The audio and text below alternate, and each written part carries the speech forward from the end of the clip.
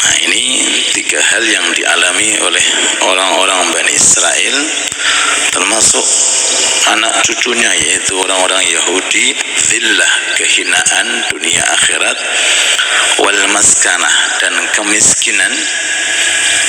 Yang dimaksud di sini adalah kurangnya dari hatinya sifat qanaah, dalam kurung selalu memiliki sifat rakus,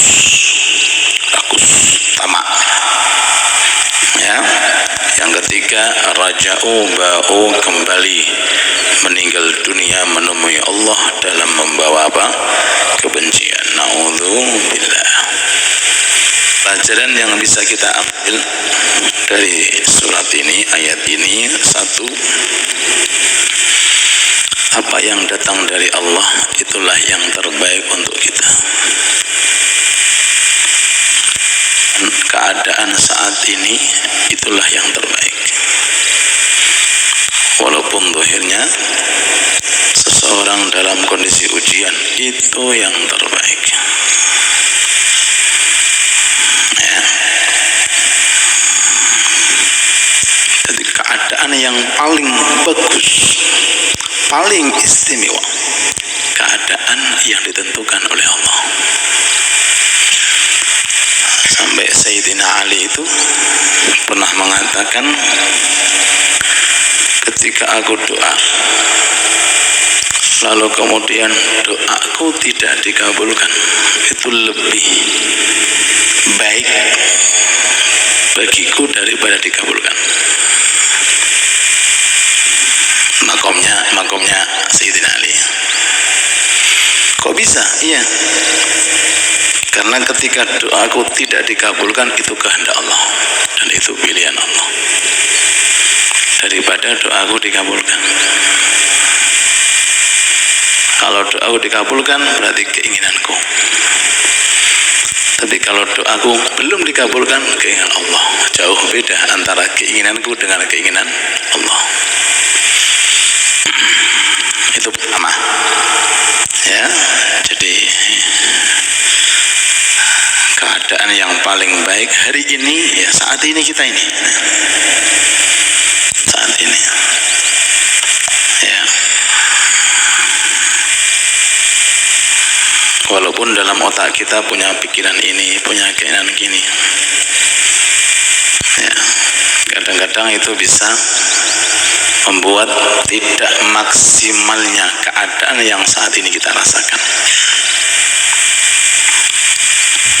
Yang ada aja belum bisa kita lakukan sepenuhnya, berharap yang belum ada. Yang ada dulu,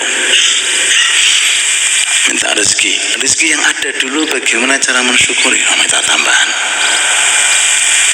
Tambah double itu tanggung jawabnya. Kayak Imam Ibrahim bin Adham ketika berjalan-jalan lihat ada batu tertulis iqlibni ta'tabir, baliklah diriku, kau akan mengambil nasihat. Ada batu di tengah jalan gini tanya, lalu dituliskan, baliklah diriku, kamu akan dapat nasihat. Siapa yang nulis ya? Allah alam. Ya. Akhirnya diambil, dibalik, ada tulisannya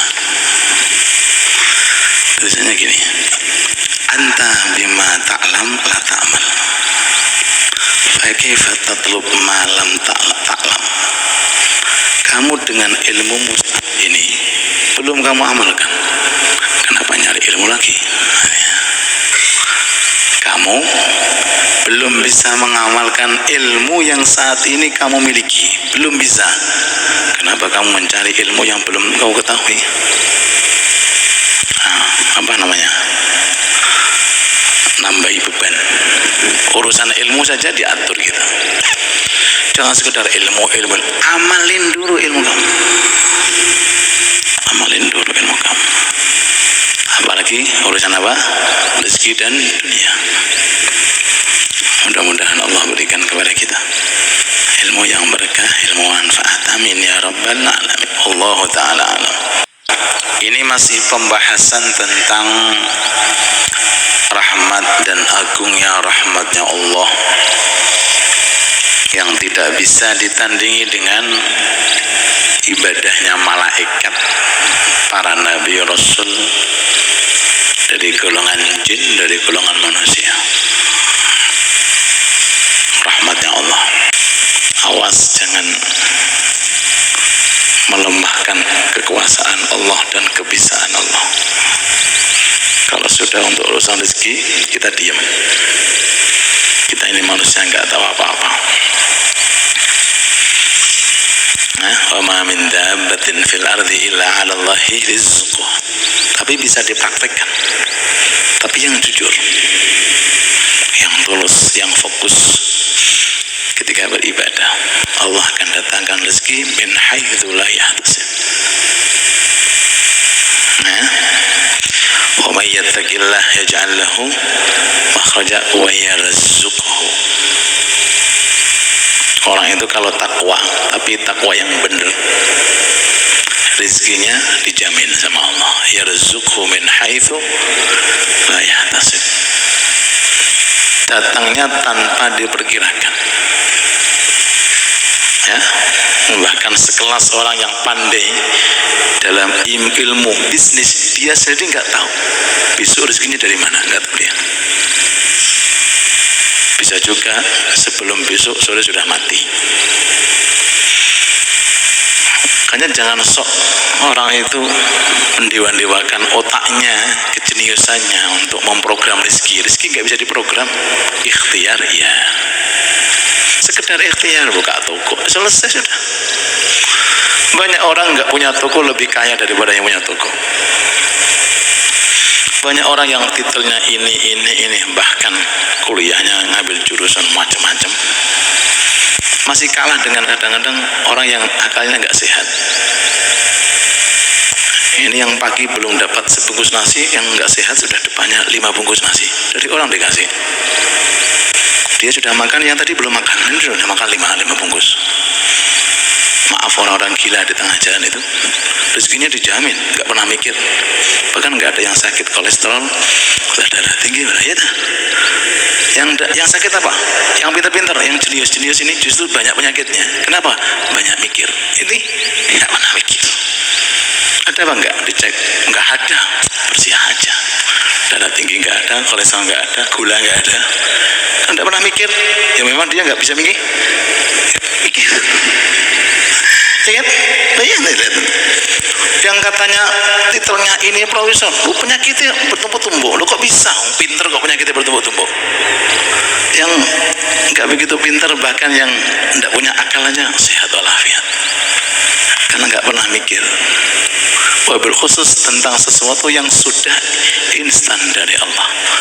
Ma min dabbatin fil ardi illa 'ala Allahi. Jadi kalau ingin sehat, jangan banyak mikir. Boleh kamu mikir nasib kamu di akhirat, perbanyak mikir. Ini menghilangkan penyakit. Bagaimana posisi aku meninggal dunia? Perbanyak mikir, membuat diri kita sehat. Tapi kalau besok makan apa, biasanya cepat sakit. Ya kan? Ya kan? Hammun fil akhirah nurun fil qalb, wa hammun fid dunya zulmatun fil qalb. Kalau pengen hati kita cerah, ya, banyak mikirin urusan akhirat yang mestinya harus lebih dipikirkan daripada urusan dunia.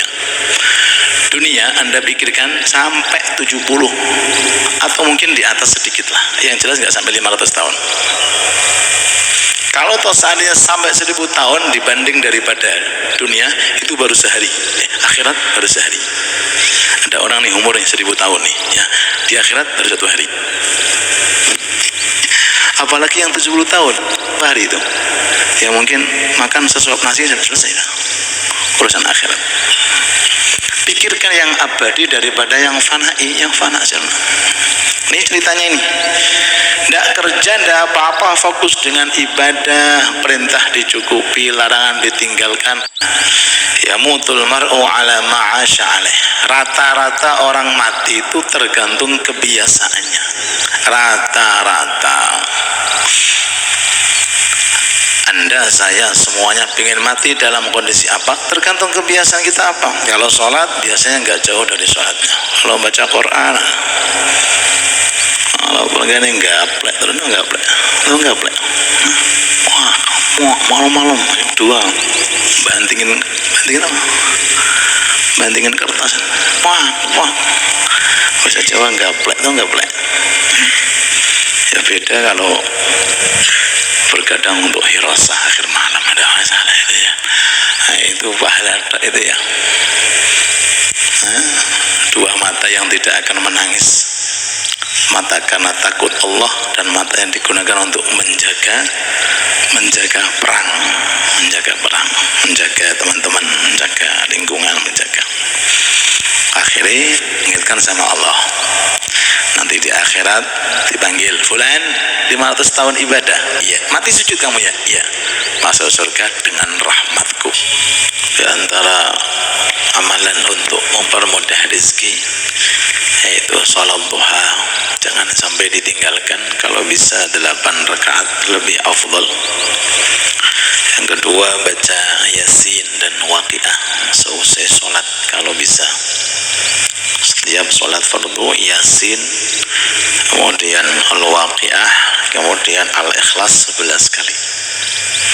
Itu kalau dilazimkan, Masya Allah. Tapi berat ya, berat. Kalau bisa selepas fardu, kalau nggak bisa ya pilih waktu, walaupun sekali, khususnya Waqiah setiap malam dibaca dan Yasin setiap pagi dibaca. Kemarin kita terangkan makna husnudzan adalah berprasangka baik kepada Allah. Maknanya tidak mendurhakai Allah dan tidak melanggar perintah Allah. Itu makna husnudzan. Ya, aku prasangka sama Allah kalau Allah Ta'ala akan memasukkan surga, terus maksiat. Itu bukan husnudzan itu. Ya, ada orang kaya raya, ya. Orang hebat, orang top. Aku husnudzan sama dia, berkali dia akan ngasih saya uang. Anaknya dipukuli. Anaknya apa? Dipukuli, rumahnya dilempari batu, mbaknya digembosi. Oh, aku sudah husnudzan sama kamu, katanya kamu kasih uang. Uang gimana? Gembanku kau gembosi. Allah juga seperti itu. Kalau kita husnudzan sama Allah, prasangka baik, kita akan masuk surga, amin. Jangan melanggar perintah Allah dong. Jangan melanggar perintah Allah, jangan melanggar larangan Allah. Kerjakan perintah Allah, hindari larangan, itu baru namanya husnudzan. Firman Allah Ta'ala, wa ma kuntum tastatiruna, mereka kalian, orang-orang kafir, berupaya menutupi daripada kemaksiatan supaya pendengarannya enggak menyaksikan, penglihatannya, kulit-kulitnya, anggapan mereka. Padahal nanti di akhirat lisan ditutup, yang memberikan kesaksian adalah julud. Qalu li juludihim lima syahidtum alaina qalu antaqana Allahu alladzi antaqa kulla syai'. Loh, kulit, kenapa kamu kasih kesaksian? Bukan aku, Allah yang telah memberikan aku suara. Lima syahidtum alaina, kenapa tangan menyaksikan aku? Kenapa? Qalu antaqana Allahu alladzi antaqa kulla syai'. Yang memberikan aku bisa ngomong adalah Allah. Wali husnil dhanni ulazim fa huwa khilli wa halifi wa anisi wa jalisi tula laili. Imam Haddad mengatakan husnudzan selalu aku lazimkan. Dia kekasihku, dia temanku, dia tadi apa itu ngomongnya apa? Rekanku, anisi wa jalisi tula laili wa nahari, siang malam temanku hanyalah husnudzan kepada Allah. Ana inda dhanni abdi bi falyadhunna bi ma syaa.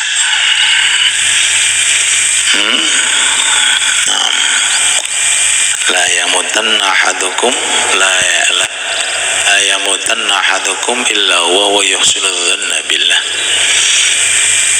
Jangan sampai orang mendekati sakaratul maut kecuali husnudzan, raja, mengharapkan rahmatnya Allah. Semoga Allah Ta'ala memberikan kepada kita husnudzan, dan semoga kita digolongkan termasuk orang-orang yang min ahlil jannah. Ala hadhihi niyah bisirri asraril Fatihah.